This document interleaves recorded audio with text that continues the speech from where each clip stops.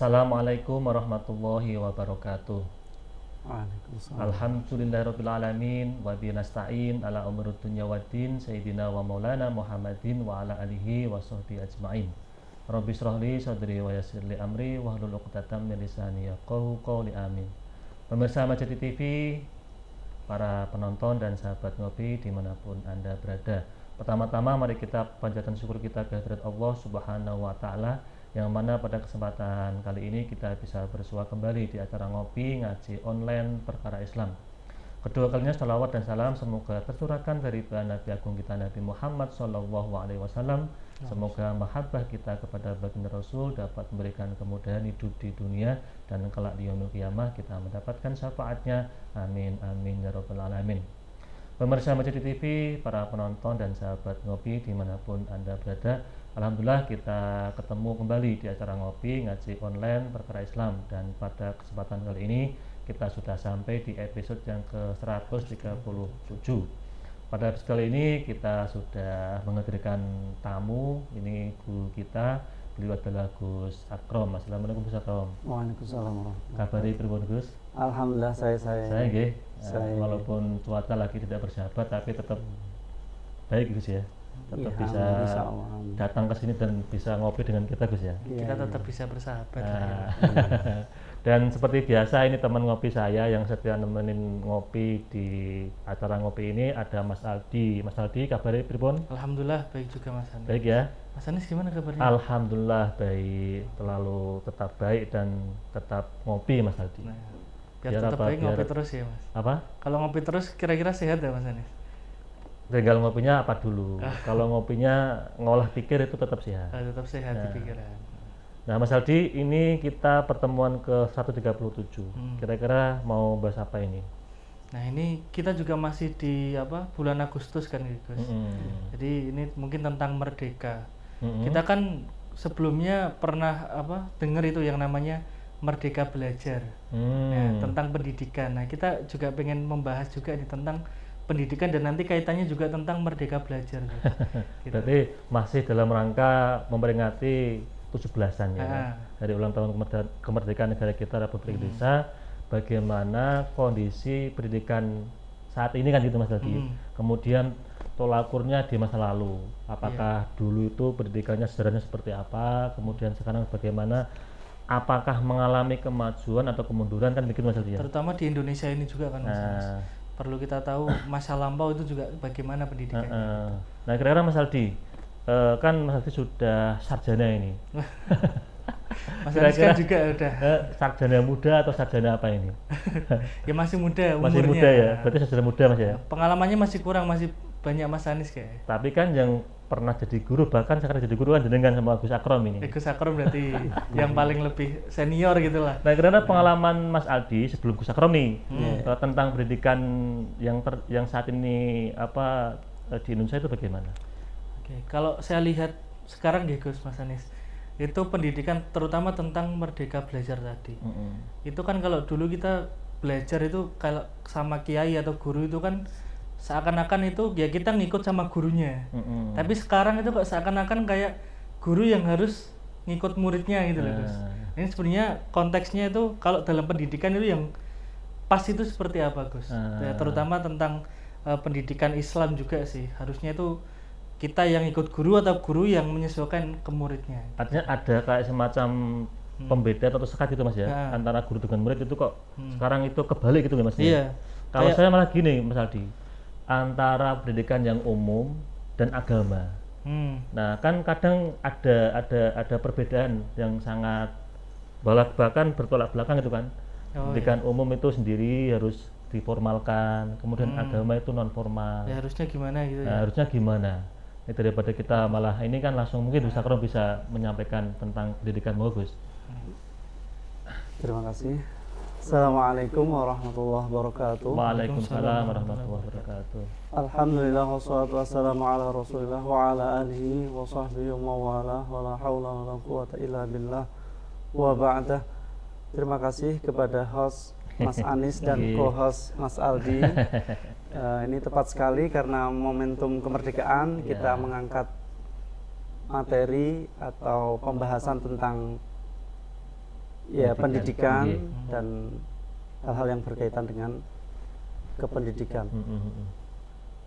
Jadi tadi sempat disinggung antara mungkin kalau sekarang gencar kurikulum merdeka ya, ya, merdeka belajar. Ini bertepatan dengan kemerdekaan Republik Indonesia, ini masih bulan Agustus. Nggih. Semoga kemerdekaan ini abadi. Amin. Diberi keamanan, Amin. kenyamanan, Nggih. ketenteraman, diberi kedamaian, dan baldatun thayyibatun wa rabbun ghafur. Amin. Kembali ke tema tadi ya, Nggih. perbincangan kita. Jadi kalau ada istilah, saya mengambil falsafah Jawa ya, guru ya, digugu lan ditiru. Jadi itu sebenarnya identik ya dengan apa yang selama ini kita terima ya dari para sesepuh, para masyayikh. Jadi memang selayaknya sebagai seorang guru ini membimbing muridnya, dan murid ini mengikuti apa kata beliau, apa kata guru, Dan mau dibimbing muridnya. dan mau dibimbing. Ya, karena nanti ada hidayah di situ, ada nur, ada ilmu yang dititipkan oleh Allah.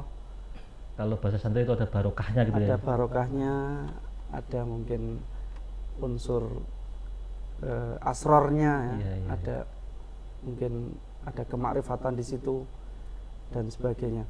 Ini mengalir dari guru ke murid. Mengenai mungkin kalau di masa sekarang seakan-akan ada tuntutan ya, dan justru sebaliknya gitu ya. Guru harus mengikuti sang murid ya. Dilemanya itu nanti kalau ternyata sang murid ini semua harus diikuti, akhirnya bahkan kalau kasus-kasus sekarang ini guru menjadi kewalahan. Cara kasarane niku murid umpak-umpakan, guru rawani nopo-nopo. Apa sithik dituntut wali murid. Ya ini. Ya ini akhirnya gurunya akan sangat kewalahan ya, akan sangat mungkin kok begini jadinya, akhirnya dipasrahkan kembali ke orang tuanya. Dan ini sangat ironi sekali. Ya. Tapi dalam Islam juga ada aturan nggak Gus tentang bagaimana itu kita belajar dengan guru, dan harus ada metode yang dilakukan oleh guru dan murid itu seperti apa Gus? Ya sebenarnya banyak sekali adab untuk guru sendiri ada, adab untuk murid sendiri ada, dan keberhasilan pendidikan ini sedikit banyak harus melalui adab ini, dan adab ini harus dipakai terus. Dulu ada para masyayikh itu mengedepankan adab terlebih dahulu, baru menyampaikan ilmu. Jadi bahkan ada yang sampai 20 tahun itu diberi pemanasan ya, diberi gemblengan adab dulu ya, tata krama, sopan santun, di moralitasnya ini ditata dulu sampai benar-benar siap, baru setelah itu ilmu bisa langsung cara Jawane mlebu bleng. Baru bisa disampaikan ilmunya gitu nggih. Disampaikan dan sangat tepat sekali. Jadi harus ada adabnya. Rasulullah itu gimana ya Gus, kalau tentang terkait mendidik para sahabat itu seperti apa itu gambaran pada masa lampau itu? Kalau pada masa Rasulullah SAW, ini karena beliau ini dibimbing oleh Allah melalui malaikat Jibril, berarti beliau ini sifatnya menyampaikan ya. Jadi bahkan para nabi rasul ini semuanya pasti menyampaikan wahyu, menyampaikan ilmu, kecuali yang untuk dirinya, berarti status nabi. Sedangkan untuk yang rasul ini semuanya tidak ada yang disembunyikan. Jadi tidak ada istilah ada pengkhianatan ilmu di situ, tidak ada. Jadi semua tersampaikan dengan sempurna. Dan di era itu sekali penyampaian mungkin akan sekali paham, bahkan hafal.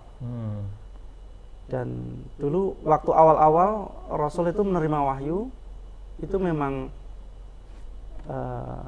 beliau merasa bahwa tidak bisa membaca, tidak bisa menulis, belum bisa apa-apa.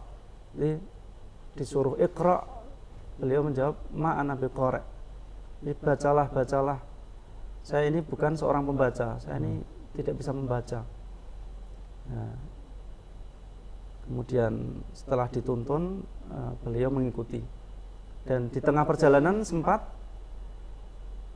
Rasul ini tergesa-gesa untuk menerima ilmu ini ya, menerima ayat-ayat. Di malaikat Jibril mau menyampaikan, Rasul keburu mengikuti, keburu mendahului. Nah, akhirnya diperingatkan, inna alaina jam'ahu wa qur'ana. Jadi urusan nanti hafal, urusan nanti faham, urusan bisa menerima ilmu itu urusan Allah. Jadi yang penting ikuti saja. Di sini ada kata-kata ikuti. Jadi ini termasuk adab juga ya. Termasuk adab. Kalau ada guru ngomong jangan terus disela ya kan. Ya, menyela, memotong itu sebenarnya termasuk adab yang kurang. Ya didengerin dulu. Mungkin sekarang kan kita lebih senang bantahnya dulu kan. Nah, belum mengikuti udah bantah gitu. Ini salah satu adab. Berarti termasuk adab kepada guru tuh ketika guru sedang menyampaikan ilmu, kita harus samina wa ta'na dulu gitu ya. Mungkin nanti kalau misalkan guru sudah selesai menyampaikan, baru bisa bertanya kan gitu Gus. Dan pertanyaan itu sifatnya memang nanti ada kalanya sang guru ini memberi istilahnya kesempatan untuk bertanya, dan ada kalanya memang saat-saat genting, sementara sang murid ini mungkin perlu mengutarakan permasalahannya, kemudian bisa disampaikan. Dulu tuh Rasul kan kalau misalkan kita merunut dari sejarah itu kan ada kayak semacam halaqah itu kan, halaqah di masjid atau di rumah beliau itu apakah juga dalam rangka untuk tarbiyah menyampaikan ilmu Gus? Rasul dulu itu? Iya, dulu terkenal dengan Ahlus Suffah. Ahlus Suffah itu mereka hijrah, kemudian mereka meninggalkan keluarga, mereka meninggalkan harta benda, mereka hidup ala kadarnya, apa adanya. Jadi tidak semua ada, tapi apa yang ada itu yang dinikmati ya. Bahkan sering dari Rasul ya. Jadi Rasul kalau punya apa-apa dikasihkan, dan dinikmati bersama, dan keberkahan makanan yang sedikit, minuman yang sedikit bisa semuanya kenyang, semuanya bahkan sisa, bahkan tidak istilahnya apa? Tidak berkurang, tidak kekurangan sedikit pun. Dan halaqah itu sifatnya juga kadang spontanitas, kadang waktu tertentu, dan ada kesempatan khusus perempuan ada. Jadi itu setiap Kamis ya, Nabi mendatangi satu tempat yang di situ perkumpulan perempuan. Itu juga termasuk apa ahli suffah juga atau memang kalau yang dari perempuan Gus? Kalau itu di luar. Di luar itu nggih. Jadi halaqah itu biasanya sambil ngopi enggak Gus? Mungkin kopinya bisa diminum dulu. Monggo Gus, belum ada kopi Mas Aldi. Tapi kalau sekarang sudah ada kopi. Belum ada kopi. Mungkin adanya itu ya apa namanya air putih sama susu itu ya. Susu unta mungkin. Susu unta. Kan di gurun pasir ya. Di Arab kan mesti susunya susu unta. Bagus. Ketika kayak dulu Rasulullah kan itu belum ada metode yang pasti. Artinya masih otodidak kan gitu kan. Misalkan ada gerombolan sahabat ketemu Rasul kemudian pengen jelaskan ilmu kan gitu. Atau mungkin setelah jamaah ada yang pengen tanya kan itu kemudian bentuk sebuah halaqah atau pertemuan. Nah, kalau hal semacam itu apakah hari ini bisa dilakukan, Gus? Iya, tentunya perkembangan zaman, tuntutan zaman ini mungkin menuntut untuk adanya lembaga, mungkin adanya penataan, mungkin secara administrasi.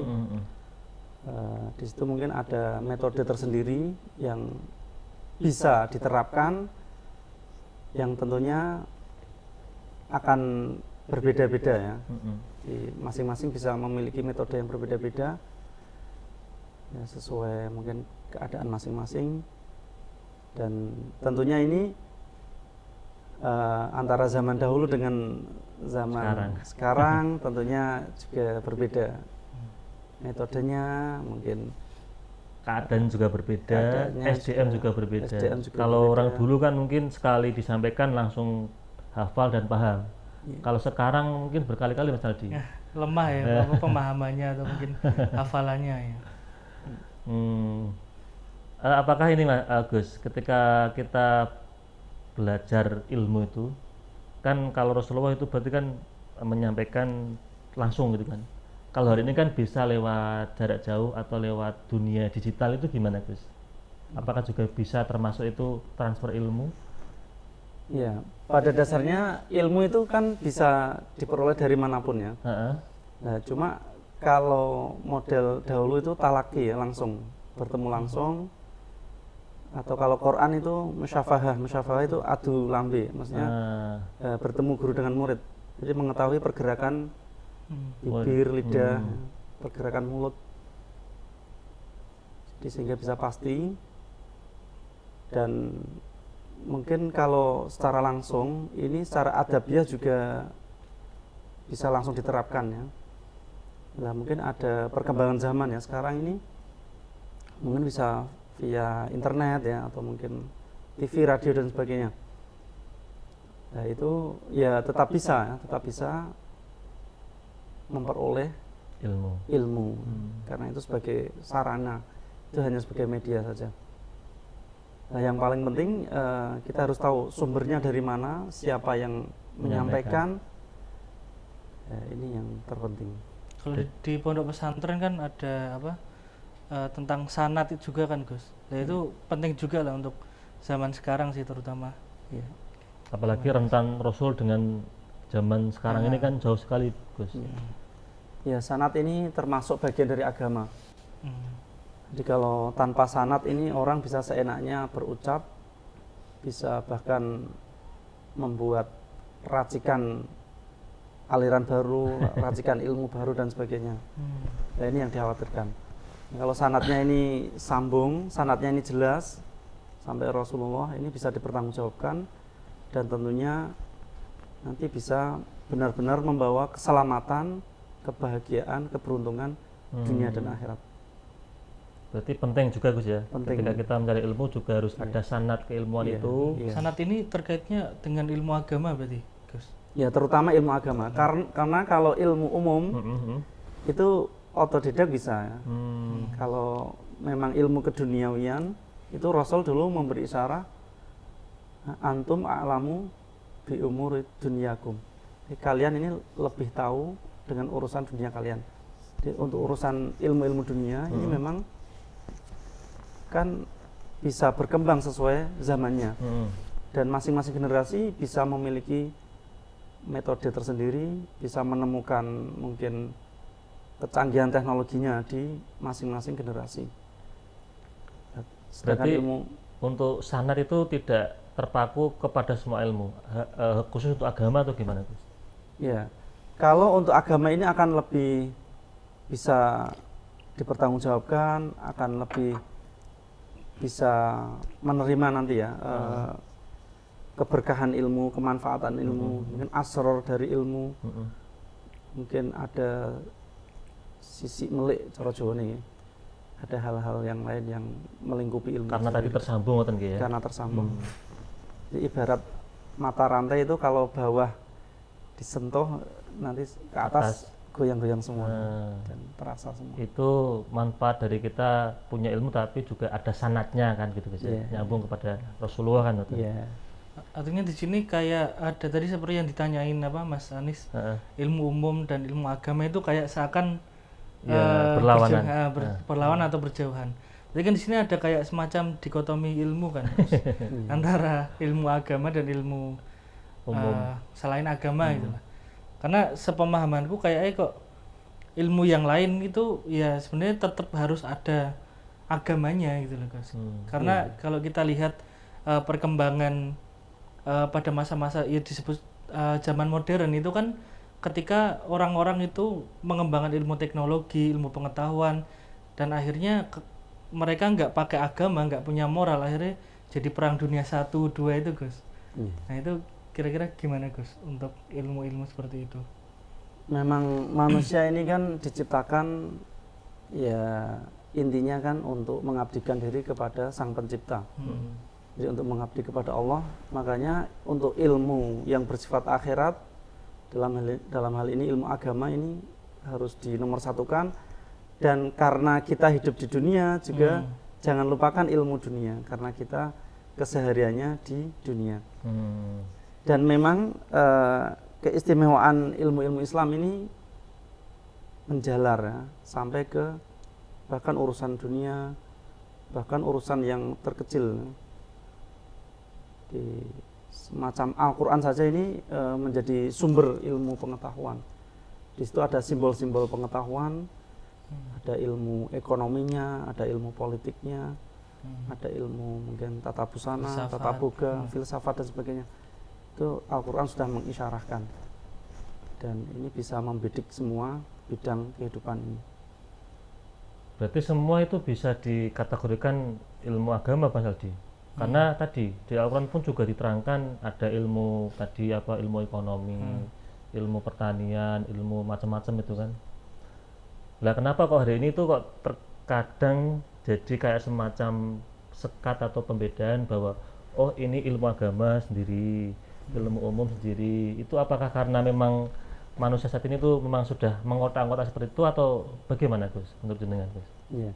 Ya tadi ya, kembali ke tadi, Al-Quran itu hanya global, hanya memberi isyarat. Dan memang sifatnya Al-Quran ini memang global. Jadi dulu itu ilmu itu ya hanya Al-Quran saja. Kemudian ada pendampingnya yaitu hadis. Kemudian baru muncul ilmu-ilmu baru, disiplin ilmu, fan ilmu, yang nanti misalnya fikih menjadi ilmu tersendiri, usul fikih. Kemudian ada tafsir ya tersendiri, dan ada mungkin ulumul Quran tersendiri. Terus berkembang terus ini mengenai ilmu keagamaan ya, ilmu agama. Nah, sedangkan tadi ya untuk ilmu umum ya, ilmu umum ini kan tergantung masing-masing generasi itu ya. Nah, inilah keistimewaan manusia. Manusia ini diberi akal, dengan akalnya ini bisa mengembangkan mungkin teknologinya ya, mungkin penelitian tentang keilmuan tertentu ya, mungkin bisa mungkin kalau dulu itu belum ada teknologi transportasi ya, sekarang sudah canggih sekali. Pesawat ya. Teknologi mungkin telekomunikasi ya zaman dulu, tentunya sekarang sangat canggih sekali. Ada HP ya, HP menggantikan segalanya. Bahkan malah justru sekarang HP jadi sumber pedoman utama bagi umat manusia saat ini gitu. Ya itu makanya kan kita perlu ada motif perlu meneliti motif dari pengembangan ilmu pengetahuan yang seperti tadi Gus, yang umum-umum gitu loh. Karena kita kadang merasa ketika sudah belajar ilmu umum ini kayak nggak ada urusannya sama agama. Jadi kita misal mengembangkan dulu sih mungkin teknologi nuklir, dia nggak mikir dampak moralnya bagaimana, terus akhirnya malah dibuat perang dan sebagainya. Nah kan itu kayak semacam ada penyalahgunaan gitu kan Gus.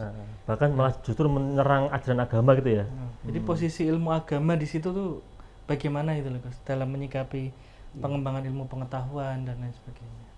Nah inilah pentingnya akal, pentingnya di sini wahyu.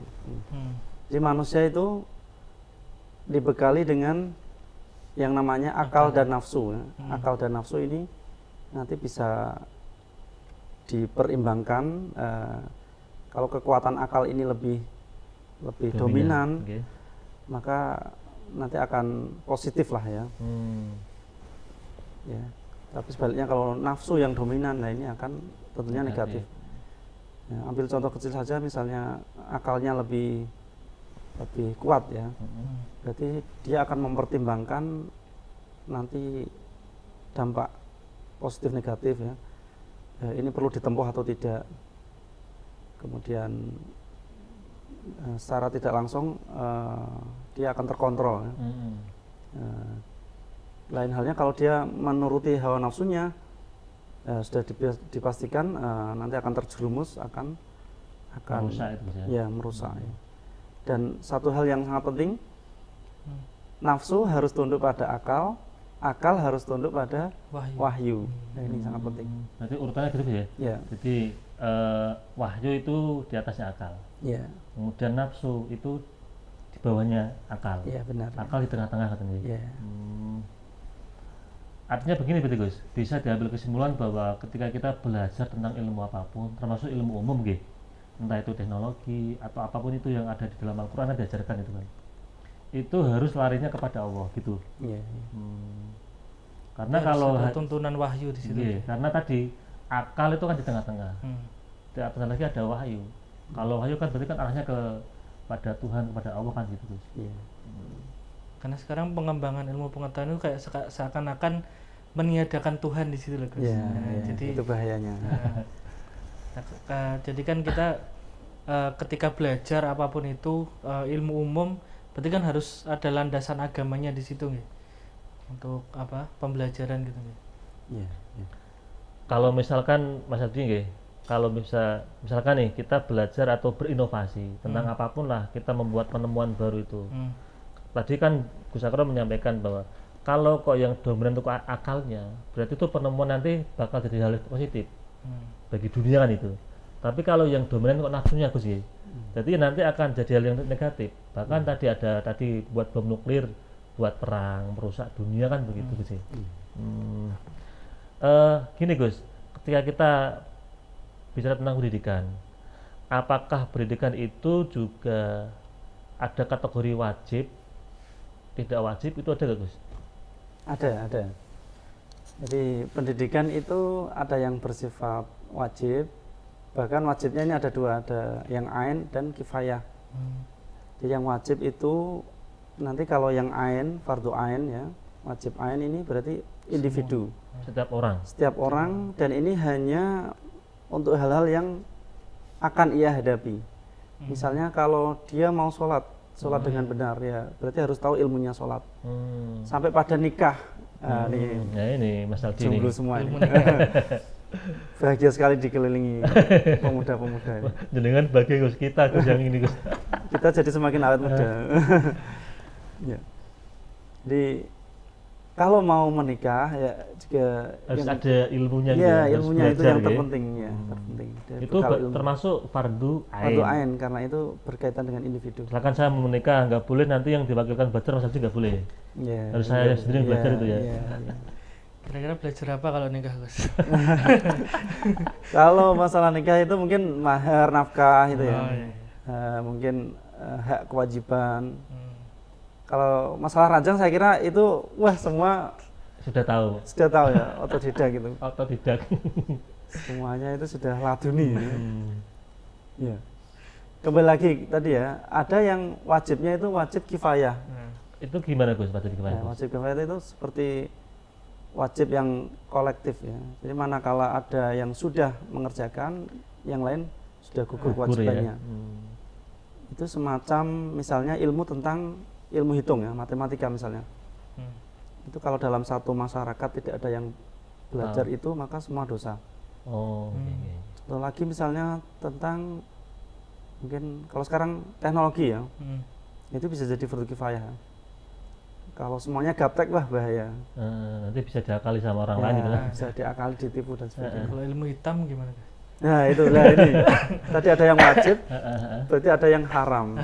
Lah yang haram ini ilmu yang tidak boleh dipelajari bahkan dipraktekkan. Semisal ilmu hitam tadi ya, ilmu sihir. Nah ini memang ilmu, tapi ada dampak negatifnya. Ada dampak negatifnya. Tapi kalau misalkan nih Mas Aldi belajar ilmu sihir kan, ilmu hitam terus ya. Tapi tadi dalilnya untuk hal positif.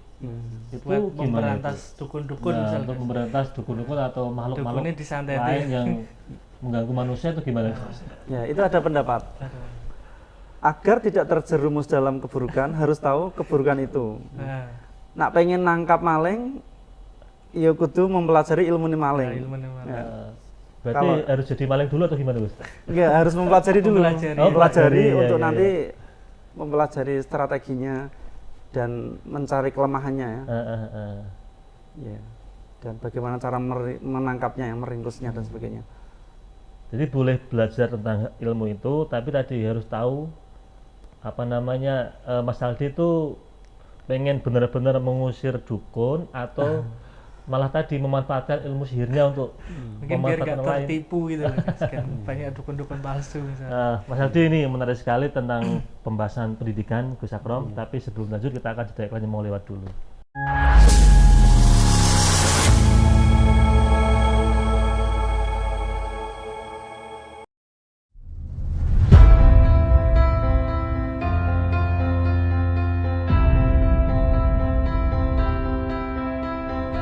Masjid Agung Jawa Tengah kini hadir dengan berbagai pelayanan dan fasilitas yang membanggakan.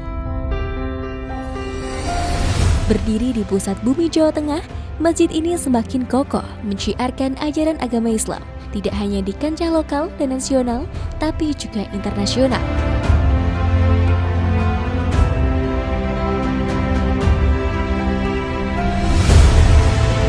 Mengikuti perkembangan dan kebutuhan masyarakat, Masjid Agung Jawa Tengah mempersembahkan sebuah lokasi yang mengantarkan, lokasi yang membekali untuk ibadah yang suci, manasik haji dan umroh Masjid Agung Jawa Tengah.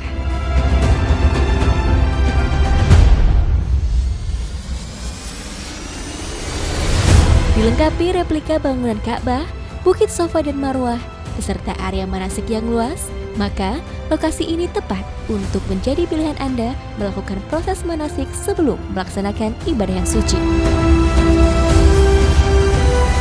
Dengan 2 pintu gerbang utama, sistem keamanan yang sudah modern, area parkir yang luas semakin memudahkan Anda dalam beribadah maupun kenyamanan dan keamanan selama proses manasik berlangsung.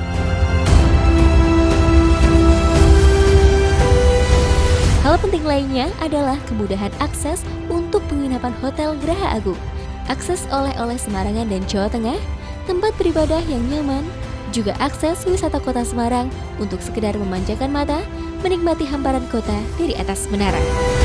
Tentunya, ini semua demi pelayanan yang mengedepankan kepuasan Anda sebagai pelanggan.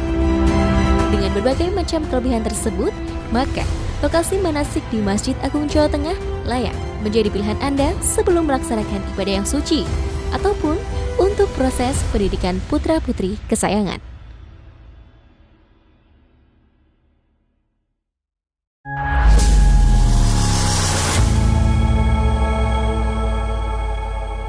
Pemirsa Masjid TV, para penonton dan sahabat ngopi dimanapun Anda berada, kembali lagi bersama kami di acara ngopi ngaji online perkara Islam. Ini masih bersama Gus Akrom dan Mas Aldi. Nah, Gus, ini tadi membahas tentang Mas Aldi mau jadi dukun, nah, mau belajar ilmu hitam gitu kan. Kategori ilmu tadi Mas. Nah, ilmu yang tadi ada wajib, kemudian wajib juga dibagi dua yang wajib yang sifatnya itu fardu ain dan fardu kifayah kan gitu. Kemudian ada yang ilmu tadi hukumnya haram dipelajari, termasuk ilmu hitam. Jadi dia nggak boleh belajar ilmu hitam Mas Aldi. Nah sekarang gini Gus, ilmu yang wajib dipelajari untuk seorang muslim itu apa saja? Yang sekarang itu wajib dulu Mas Gus. Kan kayak misalkan ilmu matematika, kalau sudah ada yang menguasai matematika berarti kan kita sudah tidak dikenakan sanksi atau gugur kan di kewajibannya. Itu apa saja Gus? Kira-kira ilmu yang wajib itu. Ya, terima kasih. Untuk ilmu yang wajib dipelajari tentunya yang pertama kali ilmu tentang ketuhanan, tauhid. Tauhid itu wajib dipelajari. Kemudian setelah itu ya ilmu tentang beribadah, peribadatan. Termasuk fikih itu. Termasuk fikih, termasuk tasawuf nanti. Kemudian ada lagi nanti saat bermuamalah, berarti ilmu ini wajib dipelajari. Saat bersosial, ya, saat mungkin bertransaksi, ya termasuk akhlak, termasuk nanti ilmu-ilmu yang lain. Ini sifat wajibnya itu adalah ketika dia akan menghadapi hal itu. Nah ini sesuai kebutuhan atau gimana? Nah, sesuai kebutuhan. Di saat dia mau melangkah ke situ lah itu terkena kewajibannya untuk belajar ya, untuk mempelajari itu. Nikah. Iya, termasuk kalau mau nikah sekali lagi Persiapkan matang-matang. Kalau haji saja ada manasik haji. Ini manasik nikah. Kalau nikah, wah, ini teori yang tidak boleh dipraktekkan langsung. Wah menarik ini, ada manasik nikah ini. Iya. Berarti itu termasuk tauhid atau akidah itu wajib dipelajari Ya, oleh itu pertama semua kali. umat Islam. Ya. Itu termasuk kifayah atau ain, Gus? Itu fardu ain. Fardu ain. Baru nanti yang lain-lainnya gitu ya, Gus ya. Iya. Tapi untuk belajar ilmu-ilmu tadi kan, Gus, biasanya kan ya kita ke kiai, ustadz atau guru-guru agama. Nah tadi kembali lagi tentang guru yang mengikuti murid. Apakah itu termasuk adab atau bagian dari adab guru kepada murid ya, Gus? Atau harusnya murid yang mengikuti guru gitu? Tadi di awal ya, kalau falsafah Jawa itu sudah jelas ya, digugulan ditiru itu berarti kan si murid sebisa mungkin mengikuti gurunya. Sendiko dawuh lah, sami'na wa ata'na itu. Berarti ada kesalahan perumusan tak kalau mungkin sekarang lebih ke perkembangan zaman ya, mungkin ada Muridnya suasana baru atau mungkin ada Sesuai dengan konteks zaman itu konteks zaman, mungkin terus mungkin membuat semacam cara baru ya mungkin ya. Kurikulum yang Kurikulum mungkin yang intinya baru. untuk bagaimana pembentukan karakter bagi seorang pelajar atau santri itu sebetulnya. Tapi kalau jenengan di pondok pesantren masih menerapkan yang digugulan ditiru berarti, Guys. Ya, itu lebih utama ya. Nah, cuma gini, jangan disalahartikan bahwa ini bertentangan ya. Sebenarnya tidak ya. Dan dalam Islam sendiri kan kunu robbaniyin, ya ini penting. Jadi jadilah robbani. Kita ini jadilah sebagai pendidik. Pendidik dalam arti tingkat usia dini, usia dasar, usia menengah, usia atas. Ini kita sesuaikan. Oh, berarti harus ada penyesuaian di penyesuaian. Nah, disinilah nanti konteksnya bisa dihubungkan ya tadi antara apakah murid harus ikut gurunya atau gurunya mengikuti murid. Nah, ini bisa dihubungkan.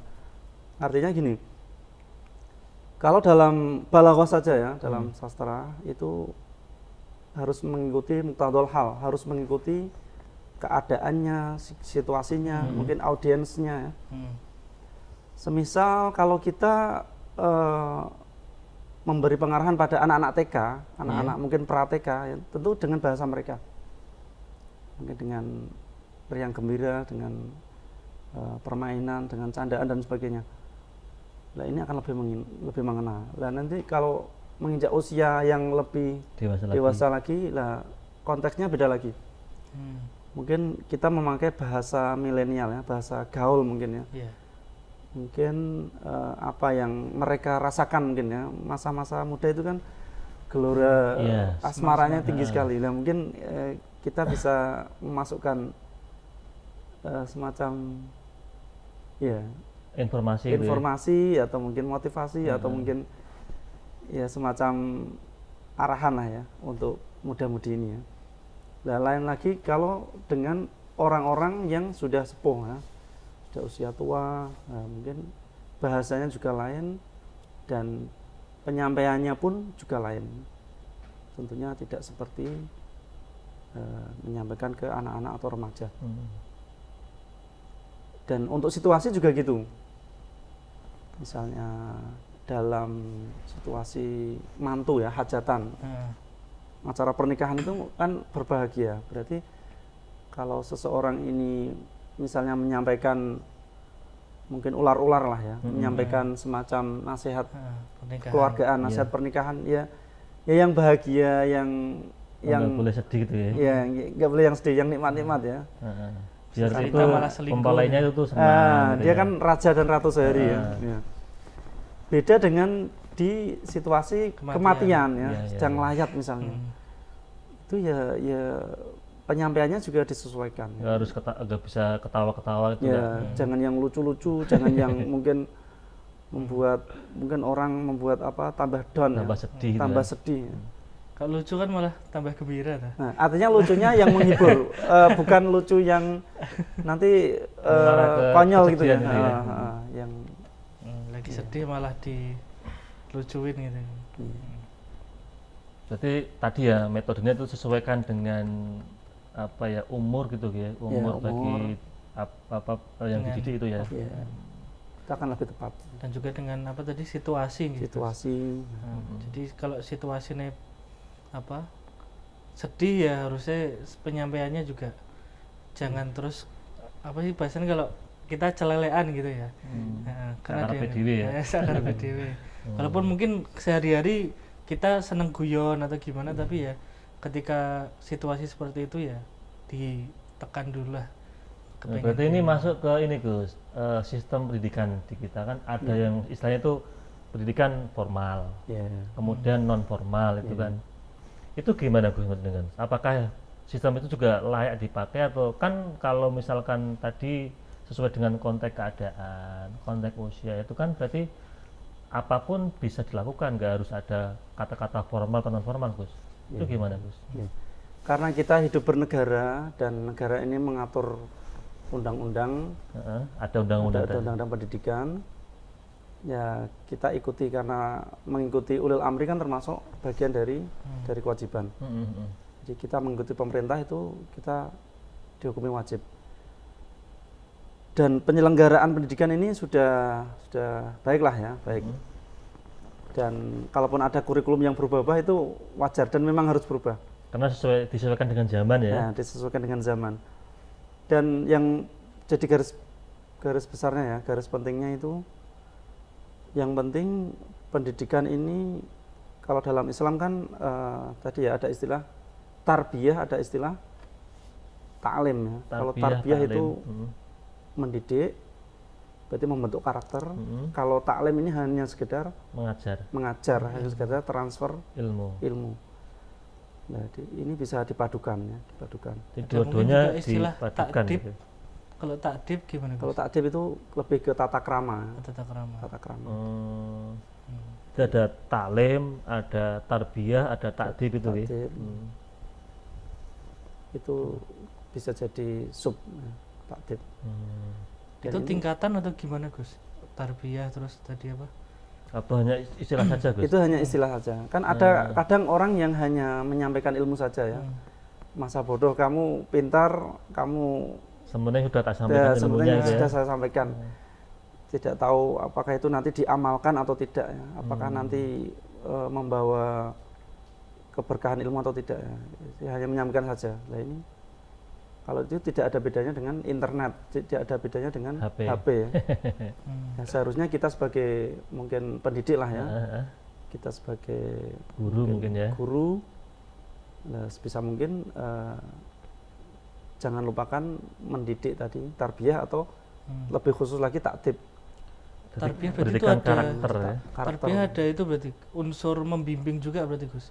Ada situ. ya. Artinya tidak hanya materi tapi juga praktek Gus ya. Iya, iya. Dan kalau adab dan akhlak ini memang harus terus dipakai. Bahkan saat menuntut ilmu pun ini kalau ingin berhasil ya diantaranya harus dengan beradab. Nanti ketika sudah selesai pun pendidikan, adab jangan ditinggal ya. Misalnya kan banyak ya orang pendidikannya mungkin jauh lebih tinggi daripada gurunya ya. Iya. Gurunya cuma mulang alif ba ta, cuma a i u, tapi muridnya sudah jadi dosen bahkan bertitel profesor dan sebagainya. Nah ini jangan melupakan adab dan guru tetap guru. Jadi tidak ada istilah mantan guru. Itu mungkin garis bawahnya ya Mas Aldi. Jadi guru tetap guru walaupun mungkin sekarang tingkatannya sudah beda jauh gitu ya. Saya juga ada sih gitu Gus, apa guru dulu sih memang ngajar kayak apa alif bata yang awal-awal gitu. Tapi sekarang mungkin udah nggak jadi guru karena ini mohon maaf ada kasus tertentu yang buat dia nggak jadi guru gitu loh. Dan itu saya tetap menghormati itu kira-kira benar nggak Gus? Maksudnya sekalipun guru yang dulu guru kita yang sekarang itu terkena masalah gitu ya. Terkena masalah atau apa itu. Tapi kita tetap beradab atau berakhlak dengan beliau tuh gimana Gus? Ya penting itu ya. Jadi mau apapun ya guru kita keadaannya bagaimanapun situasinya ya. Kita sebagai murid ya kita menempatkan diri sebagai murid artinya tetap taklim, tetap menghormati, tetap memuliakan ya. entah nanti gurunya itu mungkin status sosialnya atau mungkin perekonomiannya atau mungkin kesehariannya. Itu ada ya adab murid terhadap guru ini tidak mencari aib guru. Bahkan seandainya terjadi guru ini melakukan hal-hal yang negatif dalam tanda kutip ya, ini murid ini sebaiknya husnudzon saja, sebaiknya merasa bahwa jangan-jangan tidak itu yang dikehendaki sang guru, mungkin ada hikmah lain, mungkin ada niat yang tulus ya yang kita nggak tahu ya. Dan makanya ada seorang murid ya, sebelum menuntut ilmu itu, ini seorang tokoh ini berdoa, semoga engkau jangan menampakkan aib-aib guruku. Nah, jadi manakala murid ini ada sedikit rasa meremehkan gurunya, apalagi mungkin sampai menghina, lah ini dikhawatirkan ilmunya ini tidak barokah, tidak manfaat ya. Makanya banyak istilah apa? Pinter keblinger banyak.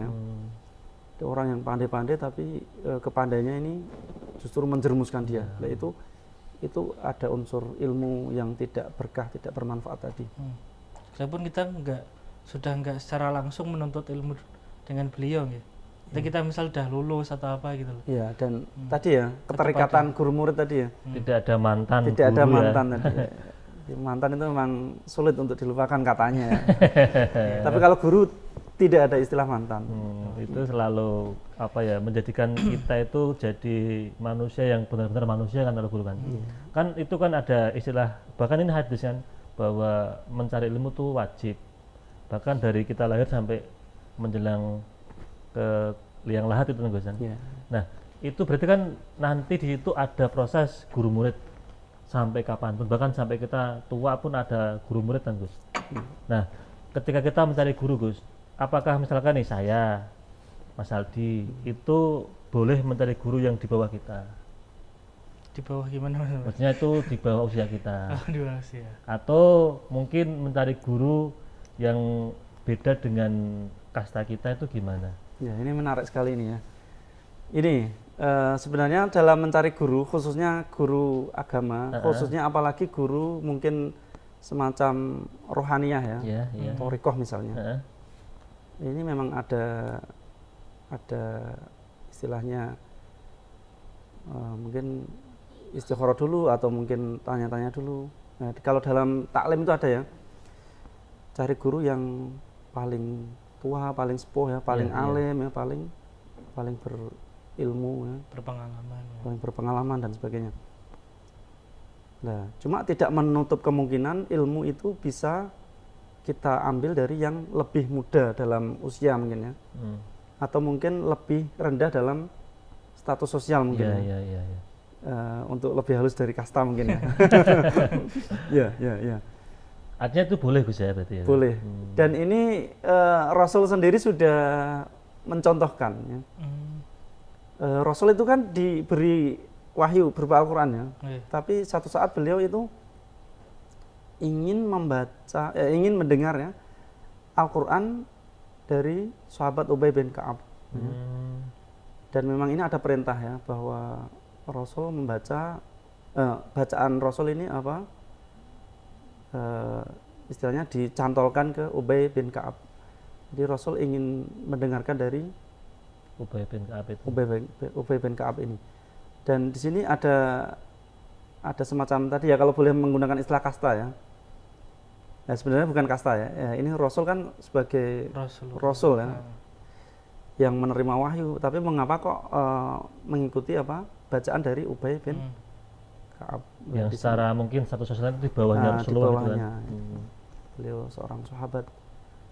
Dan Ubay bin Ka'ab ini kan termasuk nanti ada jalur Qur'annya ya ke bawah. Ya alhamdulillah bisa sampai, kalau diurutkan bisa ya, ke Indonesia bisa. Dan imam-imam besar dulu juga begitu. Misalnya Imam Syafi'i itu pernah mendatangi majelisnya Imam Ahmad bin Hanbal yang notabene itu muridnya. Jadi Imam Syafi'i ingin istilahnya menyambangi ya, bersilaturahim dan duduk di Sekaligus belajar majelis. gitu ya. Ya, Hmm. ya. Berarti boleh Mas Alji ketika nanti kita itu belajar dengan mungkin usia di bawah kita. Jadi jangan terus Gengsi dumeh kadang. kita itu sudah apa namanya sarjana kemudian nggak mau belajar dengan yang masih SMA karena tadi gengsi. Padahal Karena mungkin belajar- bacaannya lebih bagus dari kita Ya misalnya. kan itu bisa jadi. Hmm. Apalagi hari ini Gus itu banyak sekali mungkin di perkotaan itu. Hmm. Jadi orang sekarang itu berbondong-bondong belajar ilmu umum, tetapi ilmu agama tidak diimbangi. Hmm. Akhirnya sudah dewasa itu mau belajar ilmu agama, karena Isin, sudah dewasa malu. itu gengsi dengan yang masih muda. Nah itu penyakit itu. Ya, ya. Sebenarnya tadi ya seperti Mas Anies bilang tadi menuntut ilmu mulai Lahir, ayunan ya. ya, sampai liang lahat. Liang Nah, Jadi minal mahdi ilal lahdi.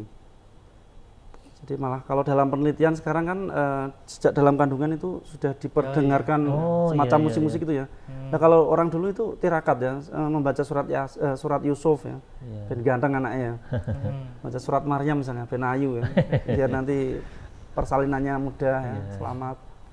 Itu semua sudah tarbiyah Gus ya. Nah itu tarbiyah, itu ada suara-suara dan ayat ini kan di situ ada aura-aura ya, ada ya semacam Nanti kekuatan-kekuatan mengaruhi janin di dalam perut itu. ya, ya. sedikit banyak akan berpengaruh.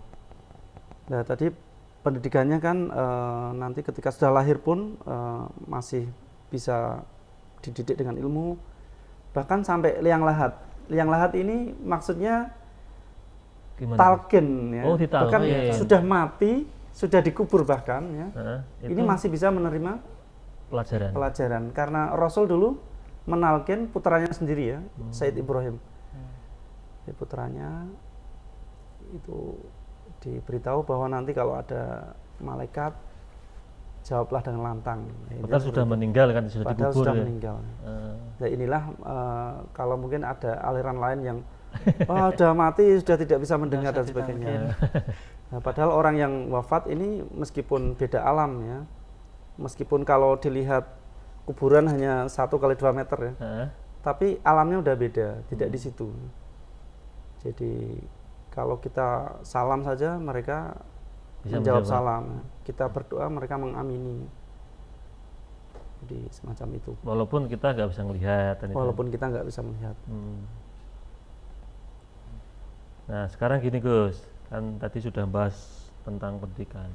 Sekarang manfaat pendidikan untuk peradaban atau untuk zaman ke zaman itu apa saja Gus? Karena tadi perintahnya kan wajib, ada fardu ain, fardu kifayah itu mencari ilmu. Kemudian perintahnya juga Rasul mengatakan dari tadi lahir sampai liang lahat. Itu kan seumur hidup Gus ya. Iya, iya. Nah, manfaat ilmu itu apa Gus kira-kira Gus? Kok sampai Rasul tuh menyampaikan bahwa kamu harus menuntut ilmu, harus mencari ilmu? Iya. Itu apa Gus? Ya, karena ilmu itu sebagai pelita dalam kegelapan ya. Al ilmu nurun. Ya. Terus Ilmu itu nurun kantane, bukan seperti itu ya. Nah, itu gimana Gus? Ilmu itu ibarat cahaya yang akan menerangi kegelapan. Jadi seandainya tidak ada ilmu, semuanya akan gelap.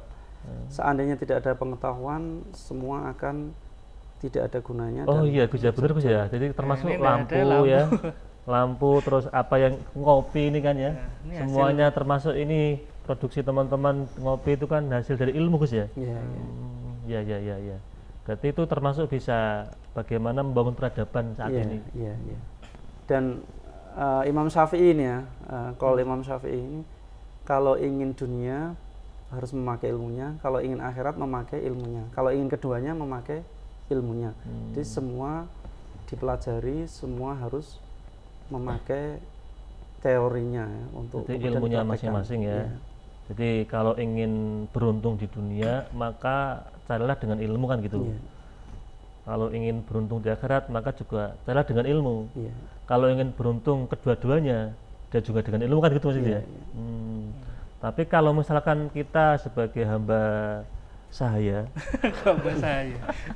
atau Bukan, Mas. manusia yang sudah belajar Gus, Iya. tapi kok delalah Gus ya, delalah kok ilmunya kok nggak masuk-masuk itu gimana Gus? Nyantol-nyantol ya. Ya, itu. Apakah itu bisa dapat nur Gus itu Gus? Ya itu gini. Nur siapa nih? Cewek. Kita ingat ya Imam Ibnu Hajar ya. Ya, ya. Imam Ibnu Hajar ini kan sempat berputus asa ya, dalam menuntut ilmu. Wah ya ini kok isih kayak gini ya. Akhirnya cabut ya. Di tengah perjalanan kan masuk gua, terus ada tetesan air yang di atas batu ini, lama-lama batu ini bisa berlubang. Padahal air ini sangat lembut sekali. Ya, terus terinspirasi dari ini, wah saya harus kembali lagi bersemangat untuk belajar, menuntut ilmu, untuk belajar. Ya, ada yang terkenal nih Ibnu Hajar, ada yang Al-Asqalani dan Al-Haytami. Ya, ini. Ya, di tengah-tengahnya ada Imam Nawawi ini. Ya. Oh, berarti di antara imam itu ada tengah-tengah ada Imam Nawawi. Nah, ini Imam Nawawi, bukan Imam Nawawi Banten ya, tapi Imam Nawawi yang dari daerah Nawa. Atau yang ngarang Arba'in Nawawi Gus itu? Iya, iya. Arba'in Nawawi, Al-Adhkar, Riyadhus Shalihin itu. Itu beliau diapit oleh dua batu, ya, Ibnu Hajar. Oh, berarti artinya gara-gara tadi lihat batu yang ketetesan air itu kemudian jadi berlubang, menjadikan semangat lagi Ibnu Hajar tadi untuk belajar itu ya. Dan ini dialami oleh sahabat Abu Hurairah sendiri ya. Waktu di zaman Rasul, sahabat Abu Hurairah itu awal mula itu kesulitan untuk memahami, untuk menghafalkan apa-apa yang dari Nabi. Kemudian Nabi membentangkan semacam sorbannya, terus seperti mengisyaratkan memberi sesuatu. Dan sejak saat itu beliau menerima banyak sekali ilmu dari Nabi ya. Bahkan periwayat terbanyak sahabat itu sahabat Abu Hurairah ini ya.